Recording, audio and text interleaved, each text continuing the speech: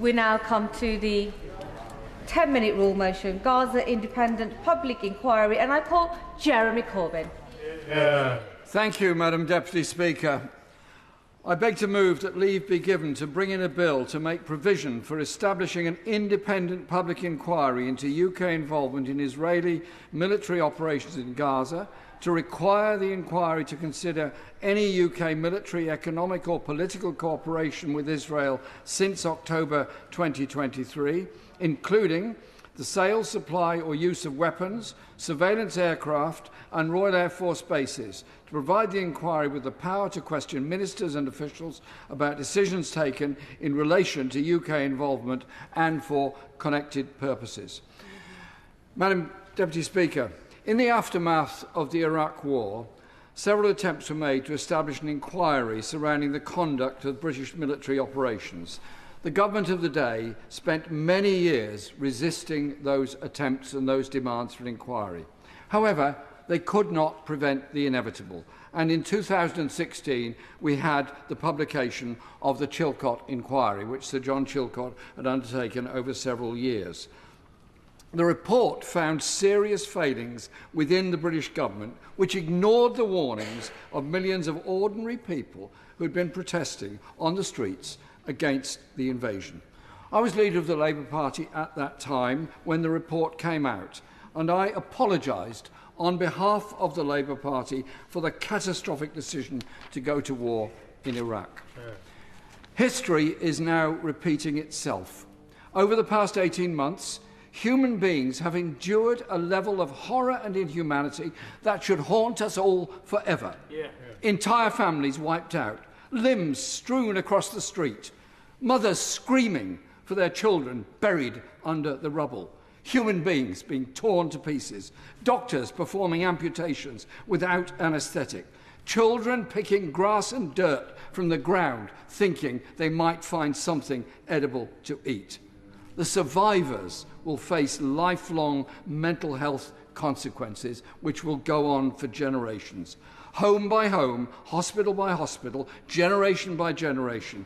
We are not just witnessing a war, we are witnessing a genocide, this time live-streamed all over the world.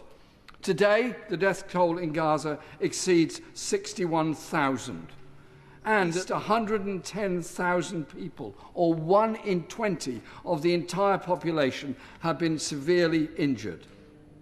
2 Israeli officials are now wanted by the International Criminal Court for crimes against humanity. Madam Deputy Speaker, Britain has played a highly influential role in Israel's military operations. First, Britain has been supplying weapons to Israel, weapons that are being used to bomb the people of Palestine. This, of course, started with the previous Conservative government, but is continued with the current Labour government. In fact, between October and December 2024 alone, more arms export licences were granted than were approved by the previous government for the whole of 2020 and 2023. In September 23, the government suspended some licences but continued to allow the supply of F-35 components to the global pool. The Foreign Secretary has accepted the fact that F-35 jets are being used in violation of international humanitarian law, yet at the same time admits those parts go into the global supply chain and could therefore go to Israel. They know full well the implications. By justifying the continued licensing of these parts, our government is admitting its complicity in what are, quite clearly, war crimes. I find this truly astounding. The government is telling us loud and clear that its participation in this programme is more important than upholding international law and the Convention on Genocide. It's very simple. Until this government ends the sale of weapons to Israel, it will remain complicit in the mass murder of Palestinians in Gaza at the present time. Secondly, many of us have repeatedly been asking for the truth regarding the role of British military bases in Cyprus. Since October 23, military cargo has been airlifted from RAF Akrotiri to Israel. This cargo has often travelled to Cyprus from US military bases in other parts of Europe. Meanwhile, RAF shadow aircraft have also been conducting nightly surveillance flights over Gaza. And when the Prime Minister visited RAF Akrotiri last December, he was telling troops the whole world and everyone back at home is relying on you. Quite a bit of what goes on here can't necessarily be talked about all of the time. We can't necessarily tell the world what you're doing. In a recent report by the British Palestine Committee, it says the UK government is engaged in military actions without being subject to parliamentary scrutiny, and that these actions implicate its institutions and officials in the gravest breaches of international law. Mr. Speaker, Madam Speaker, over the past 18 months, our questions have been met with evasion, obstruction and silence, leaving the public in the dark over the way in which the responsibilities of government have been discharged. Transparency and accountability are the cornerstones of democracy. The public deserves to know the scale of the UK complicity in these atrocities. Any meaningful inquiry would require the cooperation of the government, both governments, the Conservative and Labour Party governments, involved in decision-making processes since October 23. The inquiry needs to ask what arms have been supplied to Israel, which of these weapons have been used in Gaza and the West Bank. Is the government's position that it cannot or will not bring the F-35 programme in line with UK's legal obligations? What is RAF Akrotiri being used for? Is it being used as a route for weapons that are being deployed in Gaza?